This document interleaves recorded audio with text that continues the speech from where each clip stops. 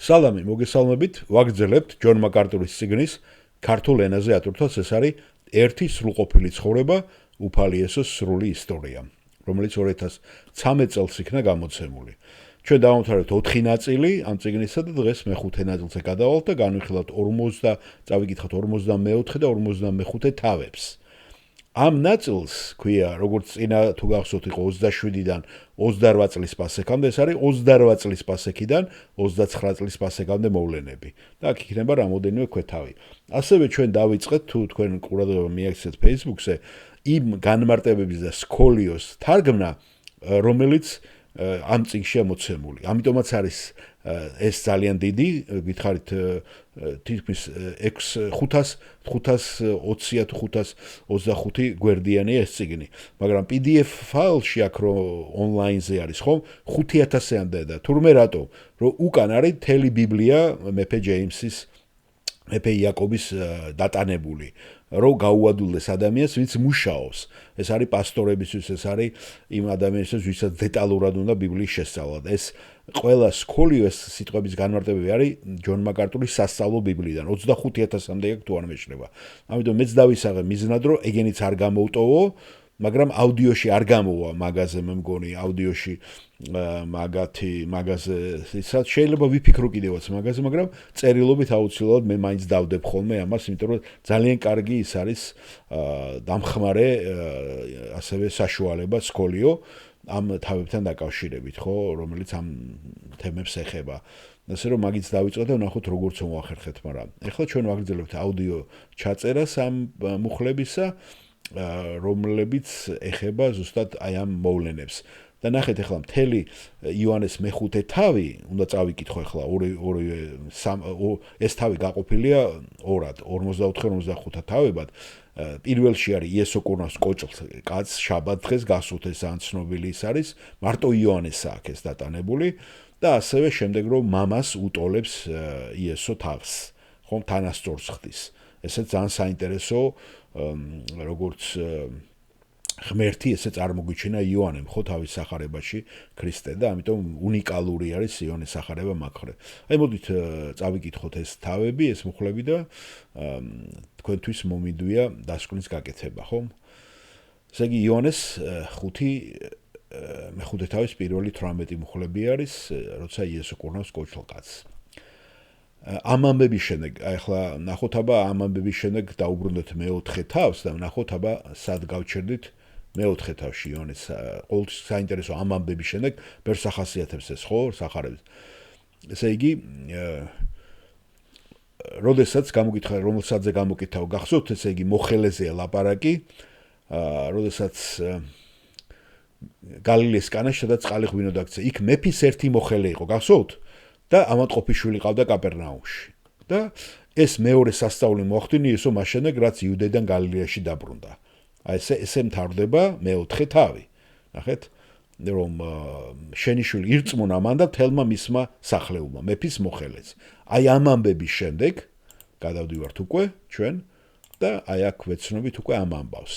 ამ ამბების შემდეგ იუდეველთა დღესასწაული იყო და იესო იერუსალიმში ავიდა. ესე იგი, ნახეთ, იოანე გვაძლევს მეორე პასექი. მეორე პასექზეა ლაპარაკი, ხომ? დღესასწაული, რომლებზეც არ ამბობენ არაფერს სინოპტიკური מחარებლები და იოანე გვეუბნება ამას და აქედან ჯონ მაკარტურმა აიღო ახლა მე-5 ნაწილზე წავედით ჩვენ. ახალი წელი, ესე იგი 28-დან 29 მოვლენები იწყება.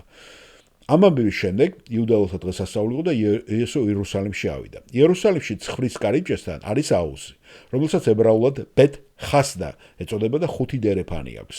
მე მგონი შეგიძლიათ ეს ხეზეკიას მეფე ხიზკიას მიერ გაკეთებული დღესაც არის რომ ნახოთ ვინც ჩახვალთ იერუსალიმში და დაათვალიერებთ. ეწოდება და 5 დერეფანი აქვს. მათში იწვა ძალიან ბევრი სნეული, ბრმები, ხეიბრები, დავრდომილები, რომლებიც წყლის ამღვრევას ელოდნენ.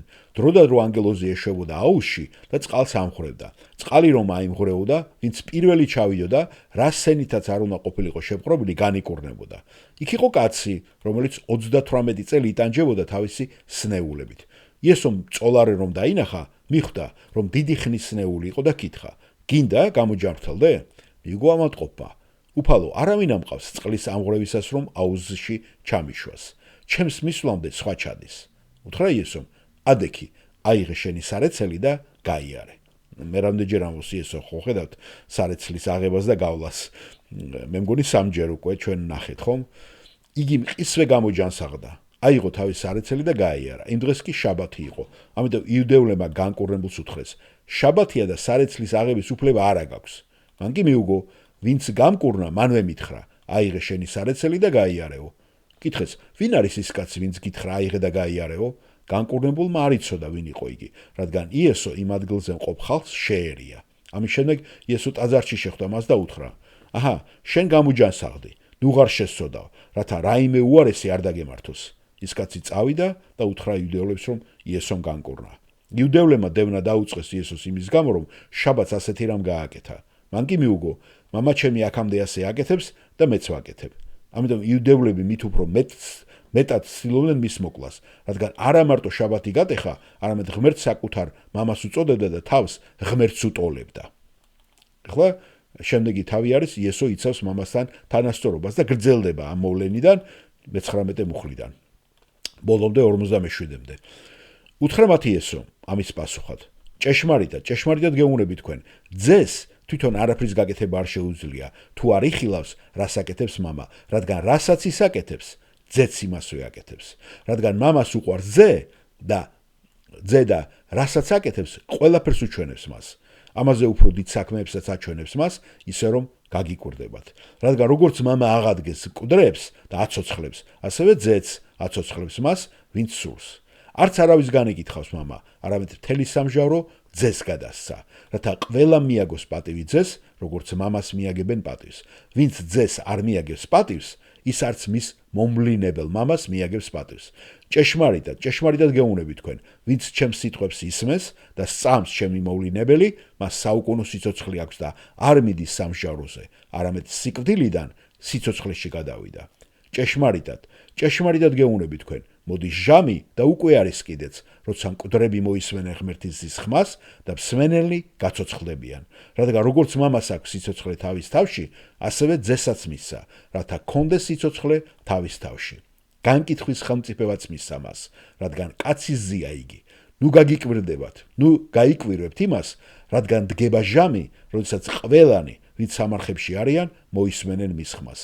კეთილის მოქმედი სიცოცხლის აღდგომისათვის გამოვლენ, სიავის მქნელი კი განკითხვის აღდგომისათვის. ჩემით არაფრის გაკეთება არ შემიძლია. როგორც ვისმენ, ისე განვიკითხავ და განკითხვა ჩემი სამართლიენია, რადგან მე ჩემს ნებას კი არ ვეძებ, არამედ ჩემი მომვლინებელის ნებას. თუ მე ვამოწმებ ჩემ თავზე, ჩემი მოწმობა არ არის ჭეშმარიტი. სხვა ამოწმებს ჩემს შესახებ და ვიცი, რომ ჭეშმარიტია იმის მოწმობა, რომლითაც ის ამოწმებს ჩემს შესახებ. თქვენ წარგზავნეთ ხალხი იოანესთან და დაამოწმა ჭეშმარიტება. თუმცა ადამიანისაგან მოწმობას არ ვიღებ, მაგრამ ამას იმიტომ ვამბობ, რომ თქვენ გადარჩეთ. იგი ანთებული და მანათობელი ლამპარი იყო. თქვენც გინდოდათ მის შუქზე გეხარათ ერთხანს. მე კი იოანეზე აღმატებული მოწმობა მაქვს, რადგან საქმენი, რომლებიც მამა მომცა, აღსასრულებლად და თვით ჩემ მიერ გაკეთებული საქმენი ამოწმებენ ჩემს შესახებ, რომ მამამ მომავლინა. და ჩემმა მოვლინებელმა მამამ დაამოწმა ჩემს შესახებ, თქვენ კი არასდროს მოგისმენიათ მისი ხმა და არც გამოსახულება გიხილავთ მისი. მისი სიტყვა არ მკვიდრობს თქვენში, რადგან არ გწამთ მისი წარმოგზავნილისა. წერილებს იკვლევთ, რადგან გონიათ, რომ მათში გაქვთ საუკუნო სიცოცხლე. ისინი კი ჩემს შესახებ მოწმობენ. ჩემთან მოსვლა კი არ გსურთ, რათა სიცოცხლე გქონდეთ. ადამიანთაგან არ ვღებულობ დიდებას, მაგრამ გიცნობ თქვენ, ღმერთის სიყვარული არა გაქვთ თქვენში. მე მამა ჩემის სახელით მოვედი და არ მღებულობთ. სხვა ვინმე მოვა თავის სახელით და მას მიიღებთ. როგორ შეგიძლიათ ირწმუნოთ, როცა ერთი მეორისაგან ღებულობ დიდებას, ხოლო დიდებას, რომელიც ერთადერთი ღმერთისაგან არის, არ ეძებთ? ნუ იფიქრებთ, რომ მე დაგდებთ ბრალს მამის წინაშე. თქვენი ბრალდებელი მოსეა, ვისი იმედიცა გაქვთ. რადგან მოსესი რომ გწამდეთ, მეც მიწამებდით, ვინაიდან მან ჩემს შესახებ დაწერა. ხო და თუ მისი დაწერილისა არ აგწამთ, ჩემს ნათქვამს როგორ გაიწამებთ? ხედავთ, რა საინტერესოა ეს ამბავი და მე ახლა გავიხსენებდი, ახლა ხან გავაზიარე პირად პასუხისგებლობაზე, აი რომ ჩვენ არჩეულები ვართ სამყაროს შექმნამდე, მაგრამ ასევე პარალელურად პირადი პასუხისგებლობა გვაქვს ღმერთთან მისასვლელი. ნახეთ, ჩემთან მოსვლა კი არ გსურთ, 5:40 ეს საზეპირო ადგილია. ჩემთან მოსვლა კი არ გსურთ, რათა სიცოცხლე გქონდეთ. ესე იგი, ჩვენ გვაქვს ეს პასუხისმგებლობა, რომ ღმერთთან მივიდეთ. ნახეთ? და თუ ადამიანს არ უნდა, ესე იგი, თვითონ იღუპავს თავის თავს და მასია პასუხისმგებლობა, როცა ის იღუპება. აი ეს პარალელური როგორ მიდის ეს პარალელურად ღმერთის არჩევანი და ჩვენი პასუხისმგებლობა. და კიდე ბევრი ძალიან მაგარი მუხლები იყო თუ სადაც ვერცად ვერ წაიკითხავთ ამას. აი ამ დიალოგს ხო, ესეთ დიალოგს ჩვენ სხვაგან ვერ ნახავთ სახარებაში, აი ესეთი შესანიშნავი იყო ეს. ამიტომ არც კარგი არის სახარების სიმფონიების და საერთოდ ბიბლია პარალელებით გახსენება, რომ ყველაფერი აქაც ამბობს იესო, ემაუსის გზაზეც ხო ამბობს, აი აქაც ამბობს იესო, რომ ყველაფერი ეს ჩემზეა დაწერილი. ნახეთ, აბსოლუტურად ყველაფერი იესოს შესახებ არის, ხო? აგერ არის. თქვენ წარგზავნეთ ხალხი ადამიანის მოწვევას არ ვიღებ, იგი ანთებული. აჰა, აგერ არის. სავალით მოვედი.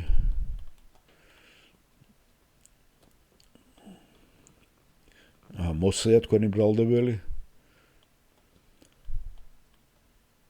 აი, წერილებს იკვლევთ 39-ის, 5:39. წერილებს იკვლევთ, რადგან გონიათ, რომ მათში გაქვთ საუკუნო სიცოცხლე. ესე იგი, ისინი ისე იყვნენ ობიექტივირებული მოსეს 5 წიგნეულში, ეგონათ, რომ მათი დაცვით მორჯულის კანონით, ხო? აი როგორც ქართველები ახლა. რაშიანია ობიექტივირებული სანთელი, მარხულობა, ხატები, ხო? და როცა ყველაფერი ძველი აღთქმის ლევიტელები, ყველაფერი მიუთითებდა იესოს შესახებ. ისინი კი ჩემს შესახებ მოწმობენ. ესე იგი, ყველაფერი აბსოლუტურად მთელი ბიბლია მოწმობდა იესოს შესახებ. იესო სამყარო შემოქმედი რომ განკაცდებოდა და ის მოევლინებოდა მხსნელად, რაც იწინასწარმეტყველა ღმერთმა უთხრა 60-ის ბაღში ადამიანს და ევას. ესე რომ ყველაფერი აბსოლუტურად ეს არის იესოს შესახებ, ჩვენი როგორც მხსნელის შესახებ, ხო? ხსნის წიგნი. მადლობა მოსმენისათვის.